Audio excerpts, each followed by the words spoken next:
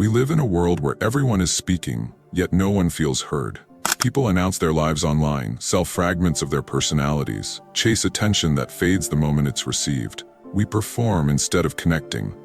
And in this constant noise, we forget the rarest form of magnetism: stillness. Real attraction is not born from image, but from inner gravity, the calm that makes others slow down in your presence. Most people mistake loudness for influence. The Stoics knew the opposite, that silence and self-command attract far more powerfully than charm ever could. They understood that the words capable of moving hearts are not the ones rehearsed, but the ones rooted in alignment. When speech rises from stillness, it resonates. The following 6 phrases are not tricks of persuasion. They are truths, 6 quiet declarations that reveal strength, humility, and control. Speak them, and others will feel your depth without you needing to prove it. Principle 1. I understand. The world listens impatiently. Most people are not waiting to understand. They are waiting to reply. They rush to correct, to defend, to impose their narrative before the other person has finished breathing. In this way, every conversation becomes a competition of egos, not a meeting of minds. To say, "I understand," is to disarm that battle. It is an act of restraint, a soft but profound declaration of composure. These 2 words tell the other person that you are not here to win, but to witness. Marcus Aurelius wrote, "Be tolerant with others and strict with yourself." Understanding is that tolerance made visible. It does not demand agreement. It honors perspective. When someone feels understood, they no longer need to fight to exist. You can sense the power of these words in tense rooms. When tempers rise, when voices harden, a simple "I understand" breaks through like still water over fire. It cools what pride inflames. To the Stoic, this is not weakness, it is mastery. Because to understand requires that you step outside your own emotional noise. You must pause judgment. You must hold another person's truth without losing your own. The modern world teaches us to interrupt. The Stoic mind teaches us to observe. When you listen without strategy, when you say "I understand" with full sincerity, you give the gift of peace, and peace, in every age, is irresistible. Principle 2. I was wrong. Few sentences carry more quiet authority than these 3 words. To admit you were wrong is to walk directly into what others avoid, the humbling presence of truth. It is to say, my image matters less than my integrity. In our time, apologies have become diluted, buried under qualifiers and excuses. People say, "I'm sorry if you were offended," or "I didn't mean it that way," hoping to escape without surrendering ego. But Stoicism rejects this performance. The Stoic does not hide behind intention, he accepts consequence. Epictetus taught, "It is impossible to learn what one thinks one already knows." To admit wrongness is to reopen the gates of wisdom. It is to return to the position of student, the only place growth can occur. These words, spoken without self-pity, command respect. They tell others that your allegiance lies with reality, not reputation. And because true humility is rare, it becomes magnetic. When you can say, "I was wrong" with composure, people sense your strength. You are no longer playing defense, you are practicing discipline. The ego crumbles, but the soul stands taller. In any conflict, the Stoic asks not, "How can I win?" but "What is right?" To correct yourself before life does is wisdom. So when you are wrong, and you will be, meet that truth without resistance. Stand in it fully, speak it calmly, and you will find that vulnerability is not exposure, but liberation. Because nothing draws others like the presence of someone unafraid of being human. Principle 3. I respect you. Modern conversation is infected with subtle disrespect, sarcasm masked as humor, competition disguised as curiosity, listening that is merely waiting to respond. The result is a world full of talkers and almost no listeners.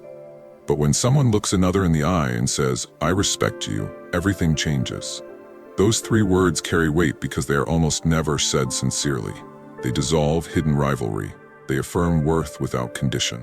Seneca wrote, "Wherever there is a human being, there is an opportunity for kindness." Respect is that kindness in practice. It is the recognition of another's effort, even when you disagree with their result. To respect does not mean to admire blindly. It means to acknowledge that every person is fighting an invisible battle. When you express that awareness, you lift others rather than measure them. People who crave validation are trapped by insecurity. but those who can give respect freely radiate quiet confidence. It shows that your ego is no longer threatened by another's strength. Imagine someone who makes everyone around them feel seen, not through praise, but through genuine acknowledgement. That presence is magnetic because it heals what pride damages. The Stoic understands that respect is not a transaction, but a reflection of his own order. He gives it not because others earn it, but because he refuses to let bitterness distort his perception. Say, "I respect you" less often, but mean it completely. Speak it only when your heart is still enough to see another clearly. To respect someone deeply, even when you could dismiss them, is a quiet demonstration of nobility. And that kind of composure, calm, deliberate, unforced, attracts more loyalty than charm ever will. Principle 4. Take your time. Impatience is the new form of anxiety. People rush to reply, to decide, to fill the silence, terrified that hesitation might expose uncertainty. But the Stoics viewed pause as power. To take your time is to reject the pressure of immediacy that rules modern minds. When you say, "take your time," you release both yourself and others from the tyranny of haste. You communicate that peace is more important than speed.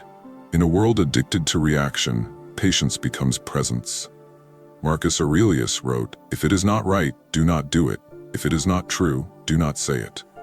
The interval between thought and speech is where integrity lives. When you grant yourself that space, your words sharpen, your tone softens, your mind steadies. Imagine a leader who answers slowly, a partner who listens without needing the last word, a friend who pauses before advising. Such restraint radiates reliability. It tells others they are safe around your silence. People trust those who do not hurry to prove themselves, because speed often hides insecurity. Calm is the signature of those who have nothing to hide. So take your time, not as delay, but as devotion. Devotion to truth, to understanding, to alignment. The one who masters stillness does not fall behind. They make others wish they could catch up. When you tell someone, "take your time," you are offering them what the world denies: permission to breathe. That offering, simple but sacred, makes your presence unforgettable. Principle 5. I'm listening. To say "I'm listening" and mean it is to give the rarest kind of attention. Most people only appear to listen, nodding, waiting for their turn, scanning for a gap to insert themselves. But real listening is not performance. It is quiet devotion. Epictetus taught that we have 2 ears and 1 mouth so that we can listen twice as much as we speak. The Stoic knows that the greatest influence begins in silence. Listening is not passive. It is the act of receiving reality before trying to shape it. When you truly listen, you are no longer thinking about what to say next. You are absorbing, processing, understanding. This discipline builds an aura of calm authority. People open up in the presence of someone who listens without interruption, because they feel seen rather than evaluated. In every interaction, energy flows toward the person who listens most deeply, not because of manipulation, but because understanding itself is magnetic. The listener becomes the still point others orbit around. Try this the next time someone speaks to you. Remove the urge to advise, to solve, to compare. Simply hear them. Your restraint will echo louder than your words ever could. The Stoic does not seek to be impressive, he seeks to be precise. Listening is precision of the soul, and when you master it, your words that follow will land with the gravity of truth. Say, "I'm listening," and then prove it through silence. That is how respect becomes felt, not spoken. Principle 6. I'm here. Presence is the final form of attraction. To say "I'm here" and to mean it is the purest demonstration of steadiness. It tells the world that while everything changes, you remain grounded. Most people are physically present, but mentally absent. Their eyes drift to screens, their attention fractures between thought and worry. In this fragmentation, relationships lose their weight. But when someone can feel your full attention, your stillness anchoring the moment, trust grows naturally. You don't need to perform loyalty. Your calm becomes its own proof. Seneca wrote, "He who is brave is free." To be fully present is a kind of courage, the courage to stop escaping yourself. Because only those who have faced their own mind can offer real presence to others. "I'm here" does not require explanation or dramatics. It is the stance of the unshaken. The friend who stays when silence grows uncomfortable. The partner who doesn't rush to fix pain but stands beside it. In every age, presence is power. The world is drawn not to those who shout their importance, but to those whose stillness feels like home. When you can say, "I'm here," with your words, your gaze, your calm, you embody what every restless soul seeks: safety without demand. And that quiet certainty is the kind of gravity that no performance can replicate. All 6 phrases, "I understand," "I was wrong," "I respect you," "Take your time," "I'm listening," and "I'm here," share one truth: they come from stillness. They are not strategies, but reflections of a mind no longer enslaved by the need to impress. The Stoics believed that speech reveals the soul. The words you choose are the echo of your inner order. A calm tongue belongs to a calm mind. A thoughtful phrase belongs to one who governs himself. When you practice these phrases, you are not trying to control others. You are refining yourself. Every act of restraint, every measured silence, strengthens the bridge between intention and expression. The irony is that true attraction begins the moment you stop seeking it. When your presence no longer hungers for approval, others feel drawn toward your equilibrium.